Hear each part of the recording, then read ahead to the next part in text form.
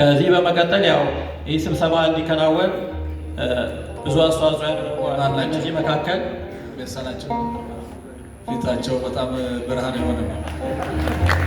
በጣም ብዙ አማንያን ብዙ ከሌላ እምነት የአማንያንን በጣም ብዙ ያጠመቁ እየመለሱ ነው ያሉት። እኛ አባት ብዙ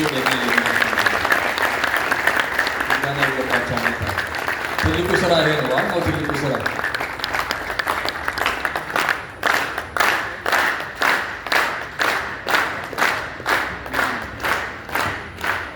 ጊዜ ርስትና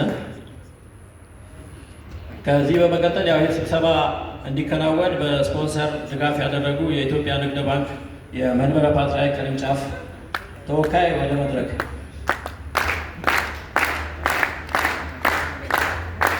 በመቀጠል አባይ ባንክ 4 ኪሎ ቅርንጫፍ ተወካይ